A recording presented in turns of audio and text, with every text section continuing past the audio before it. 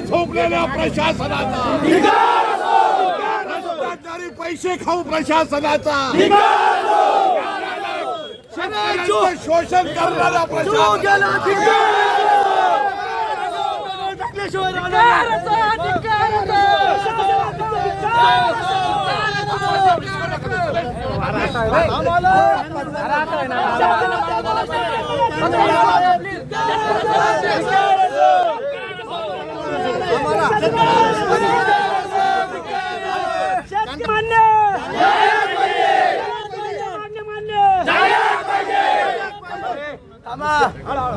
Express canal तुटल्यानंतर सुद्धा दुर्लक्ष करणाऱ्या या प्रशासनाचा, नालायक अधिकाऱ्यांचा, भ्रष्ट अधिकाऱ्यांचा, शेतकऱ्यांना वेठीस धरणाऱ्या या नालायक अधिकाऱ्यांचा, या अधिकाऱ्यांवर दुर्लक्ष करणाऱ्या सरकारचा, तुमचं सरकार आहे ना हो.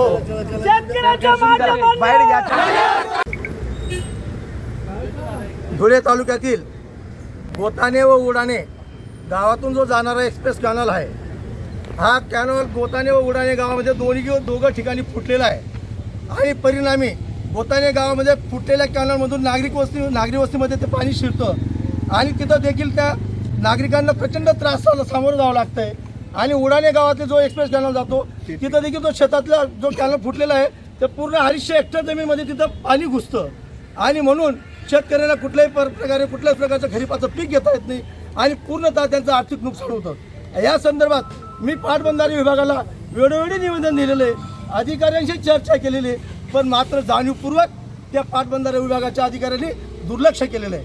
आणि म्हणून या नागरिक जे गोताणे गावातील नागरिक असतील, उडाणे गावातील शेतकरी असतील, यांच्यावर अनेक वर्षापासून अन्याय होत आहे आणि म्हणून या अन्यायाला वाचा फोडण्यासाठी मी आज आत्मदान करण्याचा प्रयत्न केला होता आणि माझा जीव घेत जरी गेला तरी मग बेहतर आहे. आज जरी आमच्या हातातून पोलिसांनी आमच्या आमचं पेट्रोल हिसकवलं, पण येणाऱ्या काळामध्ये आता त्यांनी दखल जर नाही घेतली तर येणाऱ्या काळामध्ये एक गुप्त पद्धतीने आंदोलन करून कलेक्टर महोदयांच्या दालनामध्ये घुसून अंगावर पेट्रोल टाकून आत्महत्या केल्याशिवाय मी राहणार नाही. जर या संदर्भात या मी प्रशासनाचा, जिल्हा प्रशासनाचा या संदर्भात मी जाहीर निषेध करतो आणि म्हणून मी हे जे संबंधित अधिकारी आहेत यांच्यावर देखील शासनाने कारवाई करावी अशी मी शासनाकडे मागणी करत आहे. संजू भाऊ तुम्हाला प्रश्न आहे. संजू भाऊ संजू भाऊ अरे ऐका ना, संजू भाऊ तुम्हाला प्रश्न आहे. तुम्ही सरकारचाही निषेध केलेला आहे, सरकार तुमचंच आहे भारतीय जनता पार्टीचं, काय सांगणार? प्रशासनाने दुर्लक्ष केल्यामुळे शेवटी जबाबदारी या प्रशासनाच्या अधिकाऱ्यांना वठणीवर आणायची सरकारची असते. सरकार हे कुणा एका पक्षाचं नसतं, सरकार हे जनतेचं असतं.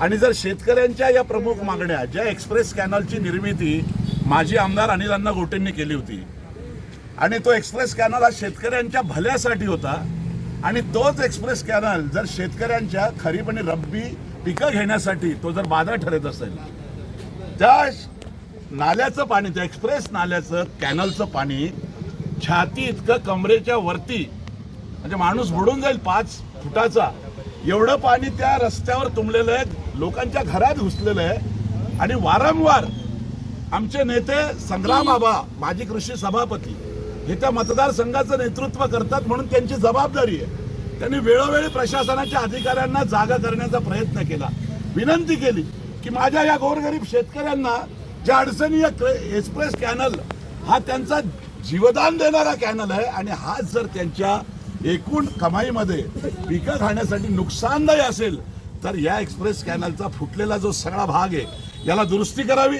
त्याच्यावर एक मोरी बांधावी. या मागणीसाठी हे आम्ही, प्रशासन भ्रष्ट काय, हे पैसे खाणारे, टक्केवारीने पैसे घेऊन कामं करणारी हे भ्रष्ट प्रशासन, याला कुठेतरी आमचे पुढारी सुद्धा कारणीभूत आहेत. कारण प्रशासनाचा अधिकारी हा थरकाप केला पाहिजे नेत्यांना आणि पुढाऱ्यांना, परंतु कुठेतरी यांची मिलीभगत असेल म्हणून एक संग्राम आबासारखा जिल्हा परिषदेचा लोकनेता गोरगरिबांचा कैवारी हा वेळोवेळी रस्त्यावर भांडून सुद्धा या कामाकडे दुर्लक्ष करण्यात येते. म्हणून हे आंदोलन अशा प्रकारचं आज अंगावर पेट्रोल टाकण्याची तयारी आहे शेतकरी बांधवांची. तुम्ही काय म्हणता सर, मग भाजप सरकार अपयशी ठरलं का शेतकऱ्यांच्या संदर्भात, काय सांगणार? सरकारचे धोरणं बरोबर आहेत, पण खाली ह्या सगळ्या गोष्टींची अंमलबजावणी करत असताना जर कोणत्या मुख्यमंत्र्याला असं वाटतं की माझ्या राज्यातला शेतकरी दुःखी सर, आमचा असावा, प्रश्न समजा सर. सर, आम्ही सरकार